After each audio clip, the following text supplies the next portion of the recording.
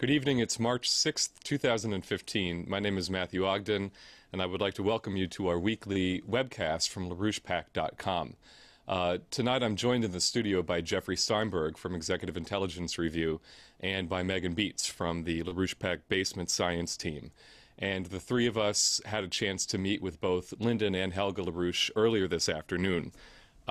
So the remarks you hear tonight will directly reflect what both of their outlooks on the current situation is. So I'm just going to begin with our institutional question for the evening, Jeff, and read it, and you can deliver what Mr. LaRouche's response was to this. It reads as follows.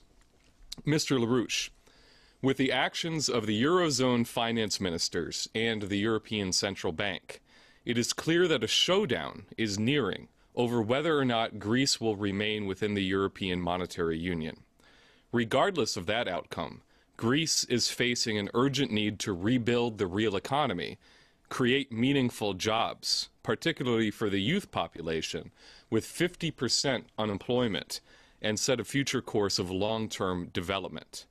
What are your recommendations to the Greek government, and how can they meet these urgent challenges? Thank you.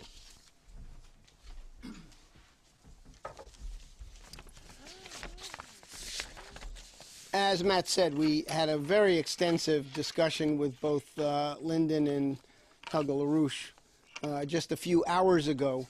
And Mr. LaRouche had a very, very precise response to this institutional question. And I took fairly copious notes. So what I'm going to read to you are Mr. LaRouche's comments. These are not a transcript. These are not verbatim. But I think they capture the precise essence of what he had to say. He said, the real bankruptcy is in the London Wall Street transatlantic system as a whole. The question being asked by Russia and many other nations today is whether the Europeans and the United States under Obama can survive their own foolishness, or whether their actions will lead to world war and a possibility of general extermination. Queen Elizabeth and her circles may appreciate the idea of general war, but I don't. Greece, fortunately, does have a place. They can join the other club. They can become a part of the BRICS process. A growing part of the world is breaking from the Anglo-American interests, and this is now including a majority of nations of South and Central America and the Caribbean. Of course, this also includes many nations of Southeast Asia, South Asia, the Middle East, Africa. So Mr. LaRouche continued. He said, to put it in blunt terms, the EMU is bluffing in the case of Greece. They're attempting to blackmail Greece. This is very foolish for Western Europe and the United States. Greece has a unique and close relationship with Russia as well as with China, and this is their gateway into the BRICS alternative. What we are seeing in the confrontation with Greece, as well as the confrontation with Russia, is a last desperate effort to bluff. The danger is that at the end of this bluff is nuclear war. The challenge for most Americans is that they cannot conceive of the insanity that is driving this policy of bluff and provocation. They cannot conceive, for the most part, that anyone is willing to risk the suicidal extermination of mankind. This is insanity beyond comprehension, yet this is what we are dealing with in the case of Obama, the British, and other desperate forces. Now, Greece has a long history as a maritime power. It goes all the way back to the period after Zeus was killed. Greece has a maritime characteristic, and that is the basis for Greece becoming an integral part of the BRICS paradigm. China is already looking at Greece as a key Mediterranean terminus of the new Silk Road. It looks like the Greeks are being forced to leave the European system. I say it is in Greece's interest to leave. The European system is hopelessly bankrupt. The European system is disintegrating. Greece can take the lead in breaking up a system that has been rotten and destructive from the outset. By leaving the Eurozone, Greece can expose the fraud. That's how you beat them. Expose the fact that they are a bunch of bankrupt bluffers and fakers. Their system is disintegrating, and all they have left is the threat of war. Obama is the same thing, part of the same bankrupt system. Obama's fraud against Russia can lead to the destruction of the human species. Stick with Obama, and you get a free ticket to extermination.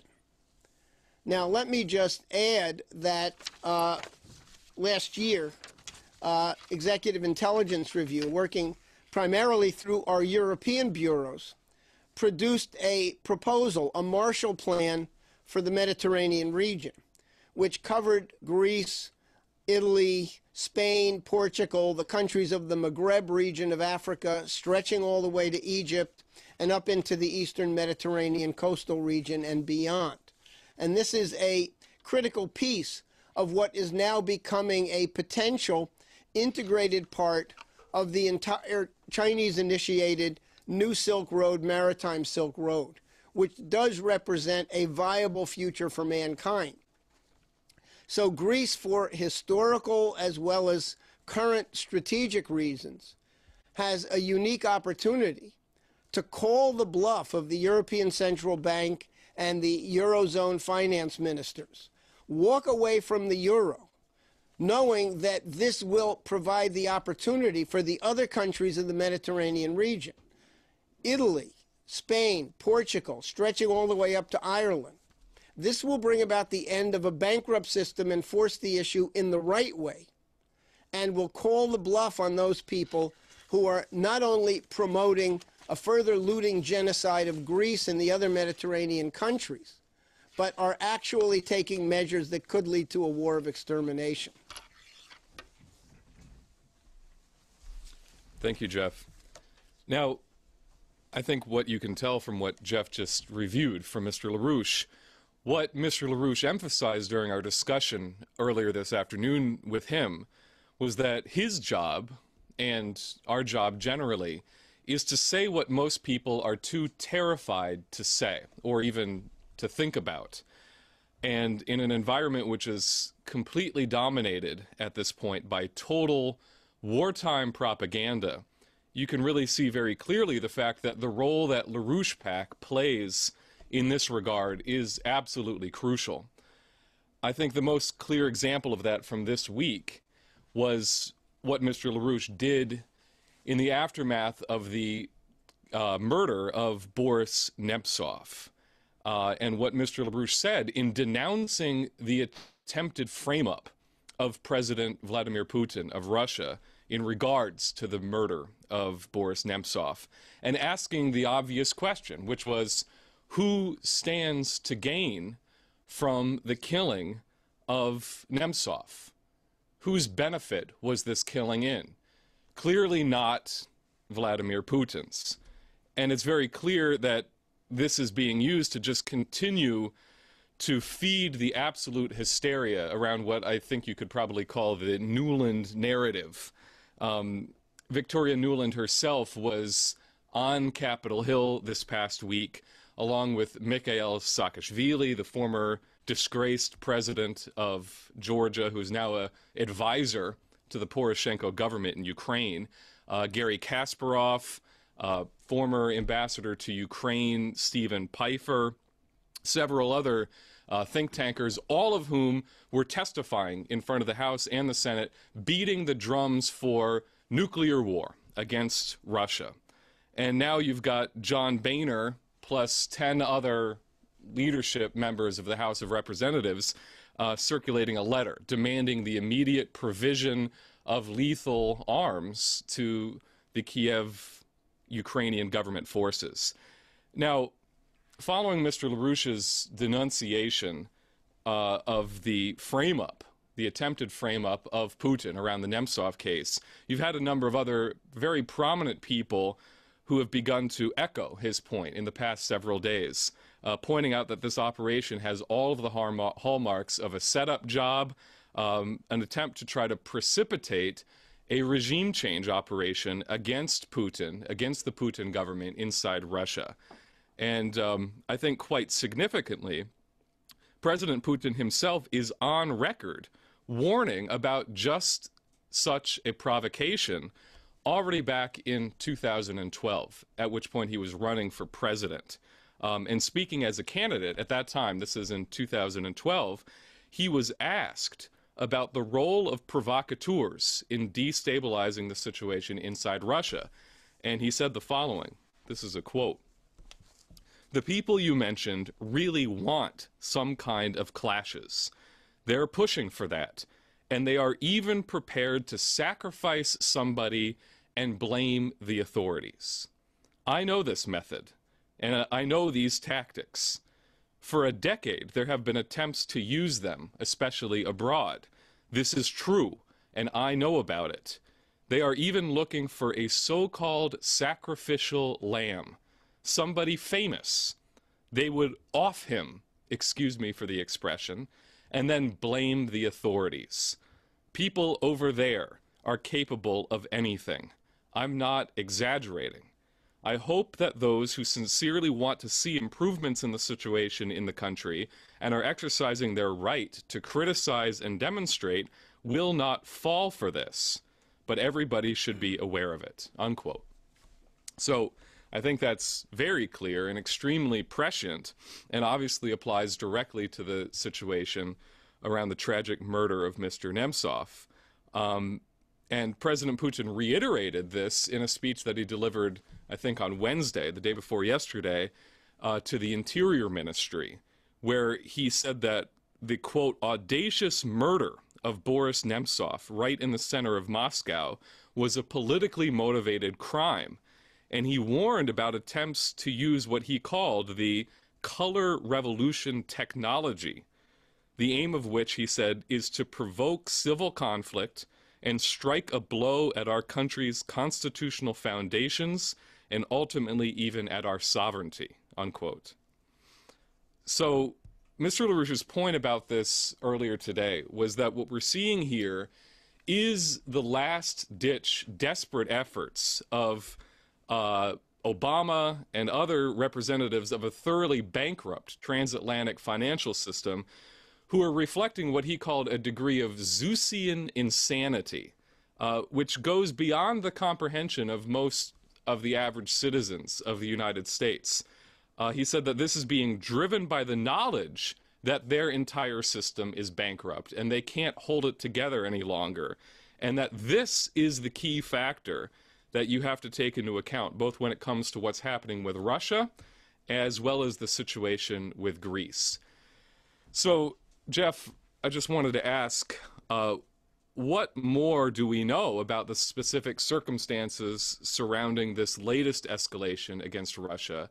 What are the other factors that are that have to be acknowledged that are occurring simultaneously, and what are the necessary steps that we must take to prevent this escalation towards a third world war?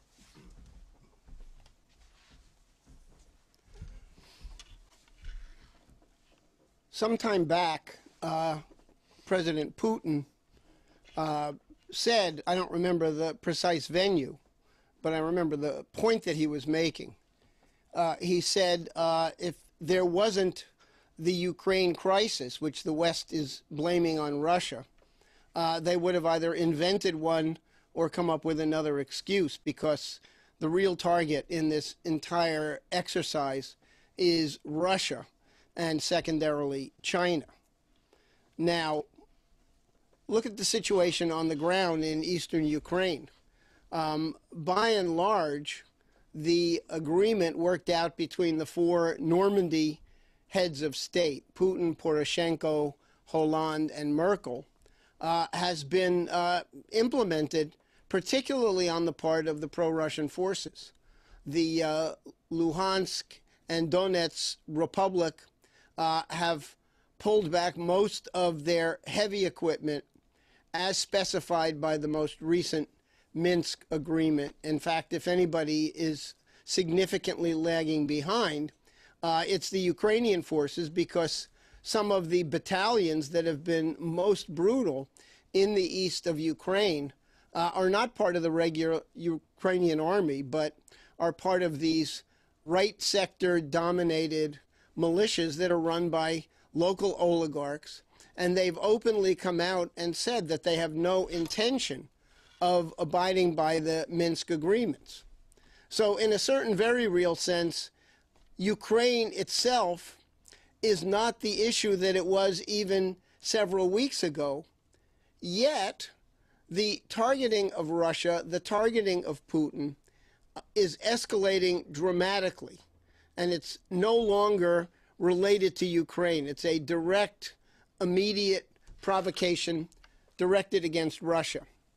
Yesterday, 4 NATO battleships entered the Black Sea for extensive maneuvers that will involve a number of the NATO countries that are right in the Black Sea region: Bulgaria, Romania, Turkey.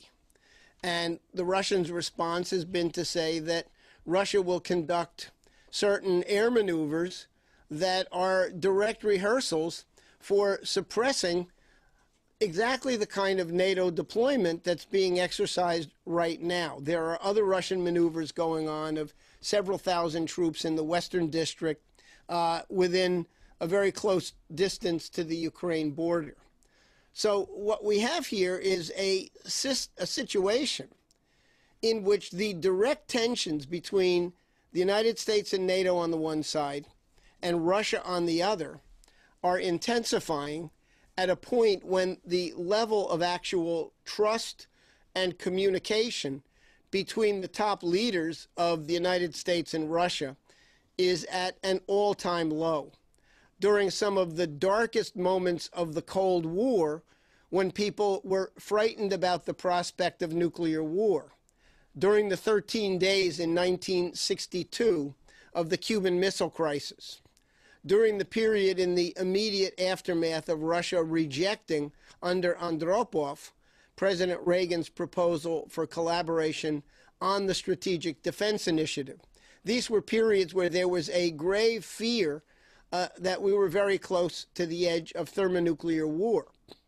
Those situations pale in comparison with the danger that we face right at this moment. Number one, the relationship between President Obama and Putin is virtually non-existent. The fact that President Obama, early in his presidency, sent Michael McFaul, a known agitator whose career track record, whose academic credentials centered around color revolution regime change, was sent to Moscow as the U.S. ambassador, was a very clear message that President Obama intended to have no relationship whatsoever, no collaboration, no deliberation whatsoever with President Putin of Russia. And the situation has gone from bad to worse. McFaul was named this week explicitly by one of the Greek strategic analysts who wrote about the Nemtsov assassination. And he said that Nemtsov was a perfect target for those in the West running the color revolution against Russia. And among the reasons that Nemtsov was such a viable target was, number one, he posed absolutely no threat to Putin. Nemtsov had been part of the 1990s apparatus that looted Russia blind from the inside in conjunction with the British. Nemtsov was associated with Yeltsin, with Berezovsky, with Chubais, and was considered to be somebody who was widely despised inside Russia. So he posed absolutely no threat to President Putin, but was in contact directly with Ambassador Mike McFaul when he was still in Moscow. So he's a perfect target to be the fall guy for McFaul, Victoria Nuland, and the British apparatus that have been behind the scenes a driving factor in pushing this war confrontation with Russia. The British House of Lords this week produced what's being billed as the most comprehensive study yet of the events leading up to and following the Maidan Square coup in Ukraine. And needless to say, the House of Lords places 100% of the blame on Putin and on Russia. So the British are in the middle of attempting to escalate the provocations between Obama, who they've got in their hip pocket, and the Russians. It's very reminiscent of how the British played the Germany under Hitler game with the Soviet Union in the Second World War. Now, the Russians are not about to succumb to the bluff and the threat.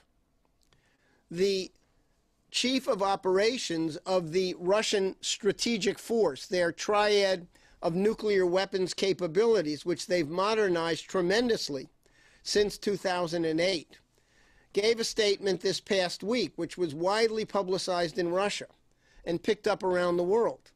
And he said very clearly, any kind of action that is directed against Russia, that aims at regime change, that is an attempt to force Russia to back down, will be responded to with a strategic strike.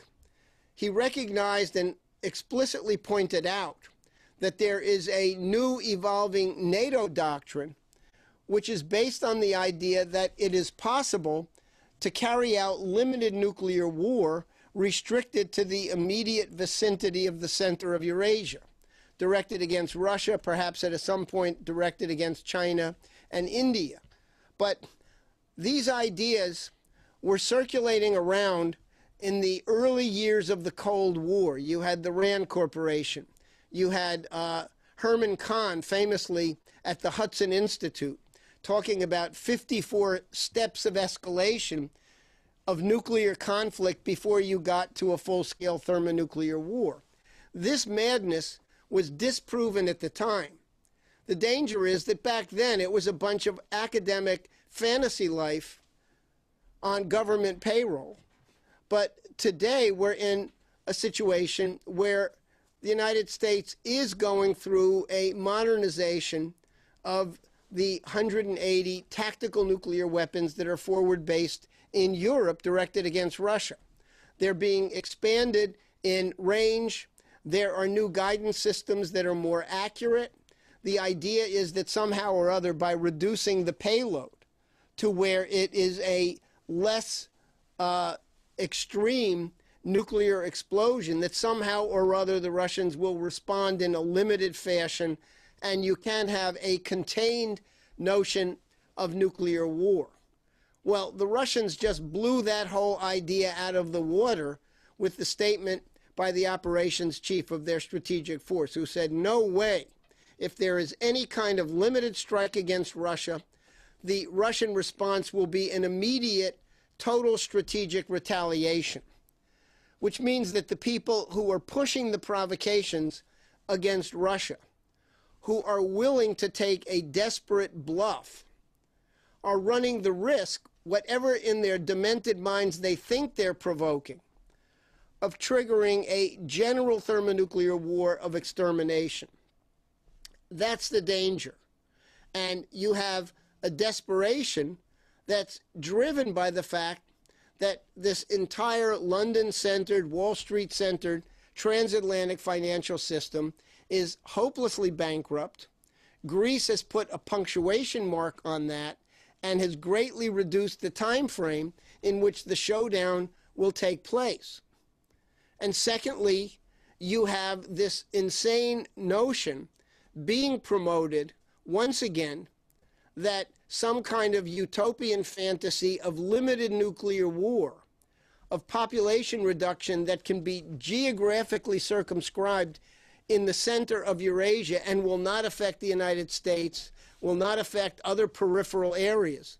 This idea is the greatest danger in the current strategic situation, because the world, the real world, doesn't operate on those kinds of insane utopian ideas. And if one side tries to actually put them to a test when their bluff is called, then the likelihood is that the Russian response will lead to the kind of war of extinction that very few people here in this country or even around the world in other parts of the world are capable of conceiving. This is why you're getting an outpouring of certain senior diplomats, people like Jack Matlock, who have been repeatedly warning, echoing what Mr. LaRouche has been warning about for the last several years, that we're not facing some kind of limited conflict, but we're facing the imminent danger of a war of extinction. So that's the situation. There are clearly leading people at the top of the Joint Chiefs of Staff who are aware of these dangers, who are concerned about them, who've maintained lines of communication with their Russian and Chinese counterparts as an effort to try to avoid the worst happening.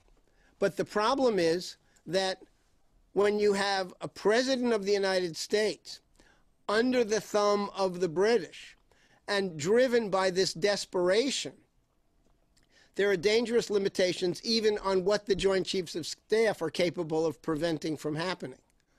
So that's where we are right now, and the Nemtsov assassination, excuse me, was another indication that we're moving precariously close to this showdown moment.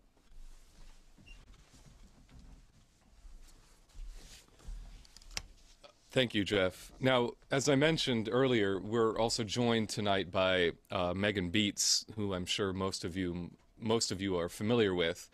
I don't want to say too much before handing the podium over to her, but I just want to emphasize again the point that Mr. LaRouche was making this afternoon and what Jeff just elaborated, that even though most Americans will tend to underestimate this factor, the key element which is driving this threat of thermonuclear war right now is the fact that we're not dealing with so-called rational actors. A rational person would not think in this way, but the psychology of that oligarchical principle which we're dealing with when it comes to the current representatives of this transatlantic system, you're seeing an element of Zeusian insanity. That was the way that Mr. LaRouche put it, in the face of the challenge, an existential challenge that they see to their power, which is coming from the BRICS and allied nations at this time. It's an oligarchical psychology that will tend to lead towards the genocidal destruction of a large portion of the human race if it's not stopped. And Mr. LaRouche emphasized that this is something that we've seen as a recurring factor throughout European history. It's only through the recognition of the oligarchical principle as a real force of evil that and the commitment to not allow this to occur, that civilization has been saved before in the past, and that civilization can be saved again now. The example that Mr. LaRouche has been citing quite a bit recently is the connection between Joan of Arc and Nicholas of Cusa. And he's been emphasizing that despite the killing of Joan of Arc by her enemies, it was this event which contributed significantly to crystallizing what we now know as the European Renaissance, which was born out of the efforts of Nicholas of Cusa. And what Mr. LaRouche emphasized today is that this is a history that very few people know anything about, but it's very significant, not only from the standpoint of allowing people to understand what the true creative forces are that move and shape history, which is something that Benjamin Deniston elaborated quite extensively at the conclusion of last week's broadcast, but it's also in order to answer the question, what is it going to take to crystallize a renaissance around what the BRICS and other nations represent today, this new emerging system? So I'm going to give Megan Beats a chance to address this subject. Thanks, Matt. I want to start just by reading something that Mr. LaRouche had to say last Saturday on exactly this question. the fact that we are facing the total collapse of the Zeusian system and thereby the freedom for mankind to consider the more fundamental question, which is, what is the meaning of mankind? So he said, mankind is located, his identity is located in what he or she contributes to the future of mankind.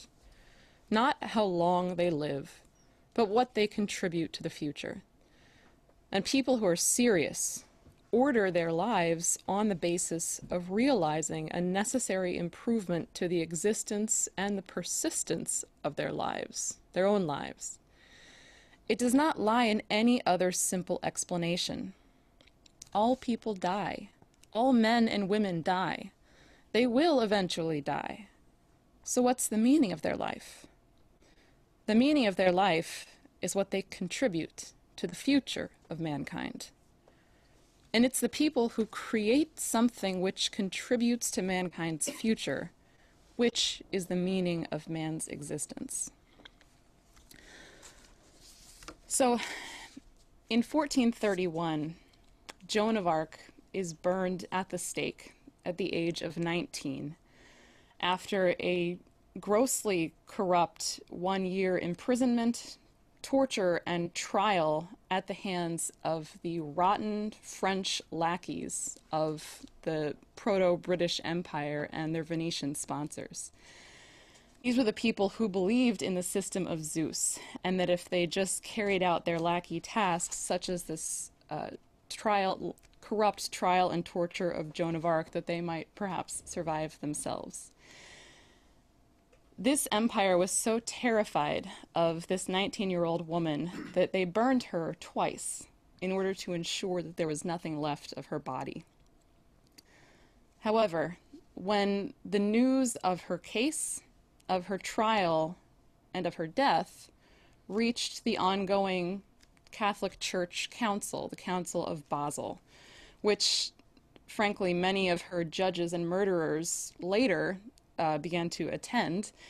When the news of her death reached that Council of Basel, a process was set into motion by the spark which was the mission of her life, which ignited those such as the circles of the great Nicholas of Cusa to mobilize against the evil in society which had killed her.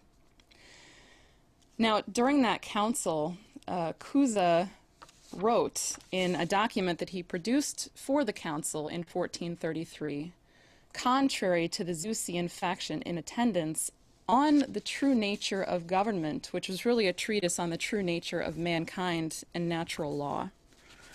So Cusa writes in his Concordantia Catholica, "Therefore, since all are by nature free, every governance, whether it consists in a written law or in a living law in the person of a prince, can only come from the agreement and the consent of the subjects.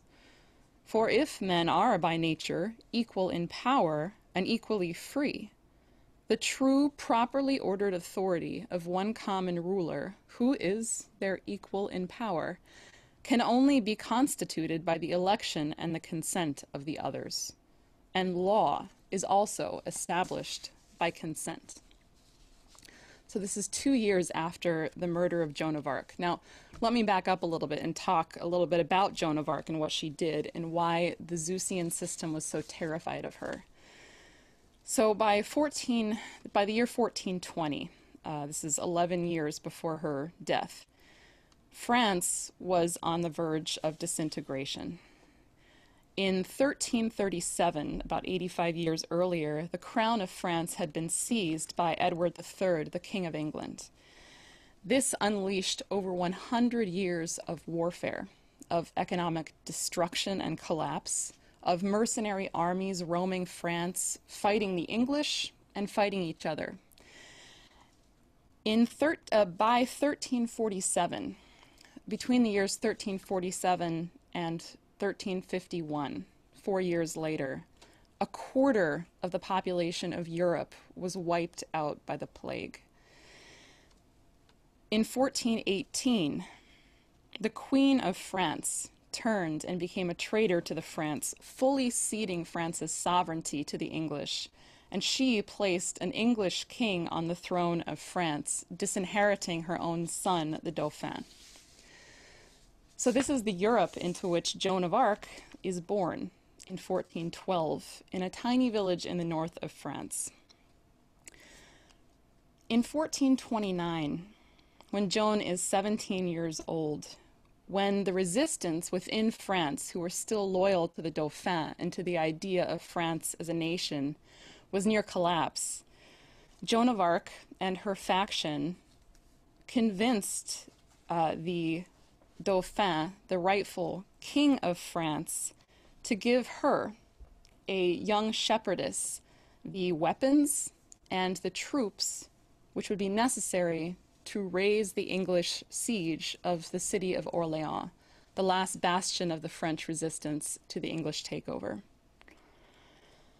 When Joan of Arc arrived at Orléans at the head of the French armies, leading the hardened veterans of France's wars who had failed time and again to relieve France of the attacks of the English, Joan sent a letter to the English to warn them of what she intended for them, which I would like to read in full because I think it's her words, and I think it hopefully will give people a sense of the kind of passion involved in her mission. So this is the letter that she sent to the English commanders. Jesus Maria, King of England, and you, the Duke of Bedford, you call yourself the regent of the Kingdom of France. You, William de la Pole, Sir John Talbot, and you, Sir Thomas Scales, who call yourself lieutenant of the aforesaid Duke of Bedford, render your account to the King of Heaven. Surrender to the maid who is sent from God, the King of Heaven, the keys to all the good cities that you have taken and violated in France. She has come here from God to proclaim the blood royal. She is entirely ready to make peace if you are willing to settle accounts with her, provided that you give up France and you pay for having occupied her. And those among you, archers, companions at arms, gentlemen, and others who are before the city of Orléans, go back to your own countries, for God's sake.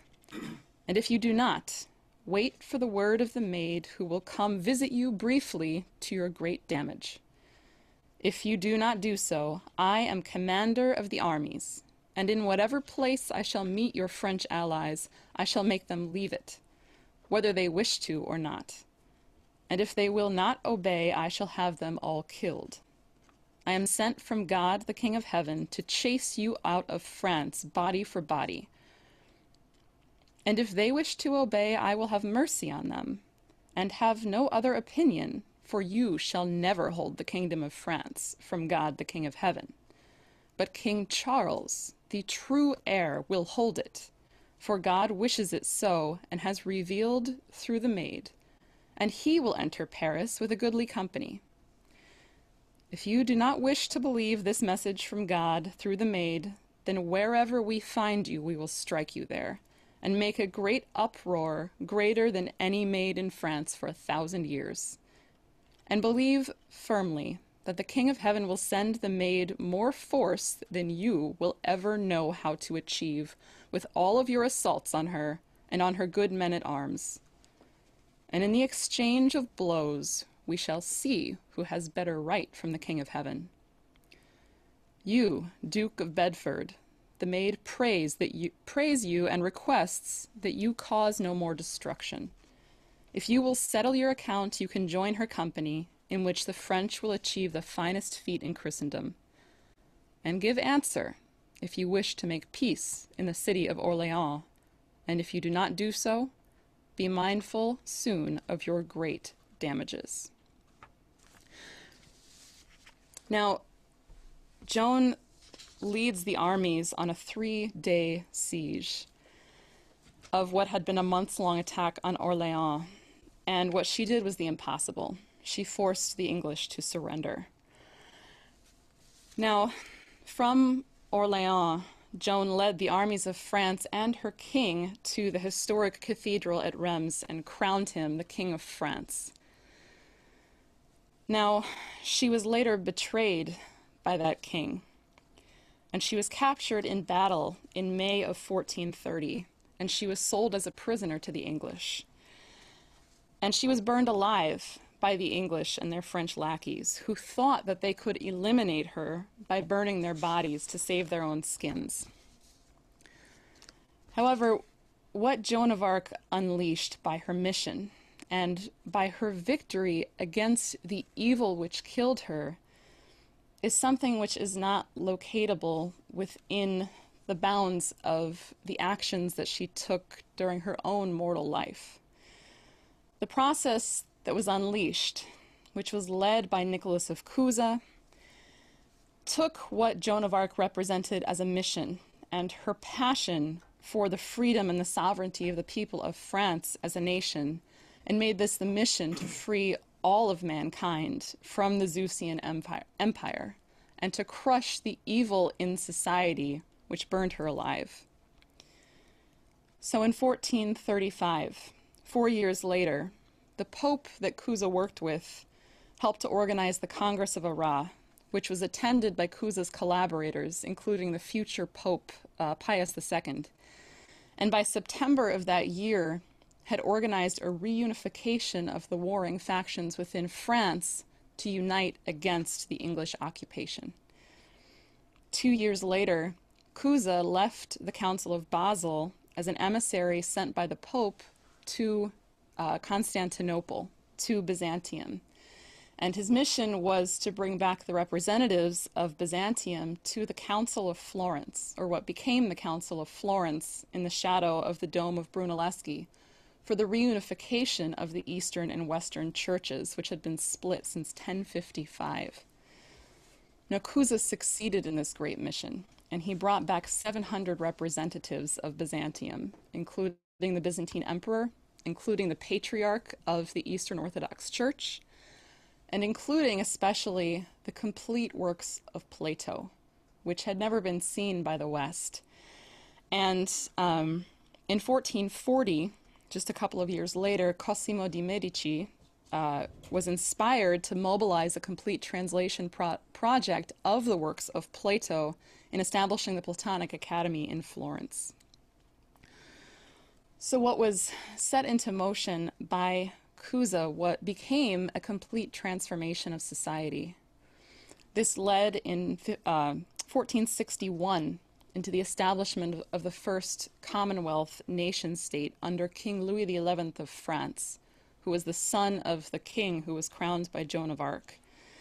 Now, just preceding that, in 1450, between 1450 and 1456, you had a second trial of Joan of Arc, which was a trial of rehabilitation, exonerating her and condemning instead her judges and exposing the evil of what had been done to Joan in the name of the church. Now, this Renaissance process, which was the beginnings of what eventually became the American Republic, was also the foundation of the later work and passionate commitment of Johannes Kepler to establish the human mind in its true and central position in the solar system, in his discovery of the harmonic organization of the solar system and the capability of the mind of man, any man, as Cusa put it in his Concordantia Catholica, the equality of all men on the principle of creativity. So this comes back to what I opened with in quoting Mr. LaRouche on the issue of the meaning of mankind, the meaning of life, the mission of mankind, and the fact that the meaning of life, as opposed to what's imposed by the beliefs of this empire system that the world has been suffering under since the assassination of President Kennedy in the United States and its aftermath, the meaning of life is in being truly human, in the creative process which establishes, long after your death, establishes a continuing process of the further perfection and uplifting of the powers and the capabilities of the human species, and changing even after the death of one's mortal body, the meaning of mankind as a species. So this fulfilling of the mission of Joan of Arc, which is not quite complete, was taken up by a very small handful of leaders in what became the Renaissance, led by Cusa. And the question before all of us today is, will we respond to the horrors of the potential of nuclear war and the horrors of the potential extermination of the human species? Will we respond as the faction of Cusa responded to the horrors of what was done with Joan of Arc, and create something in mankind based on this spark of potential with the BRICS process, which has never been seen before?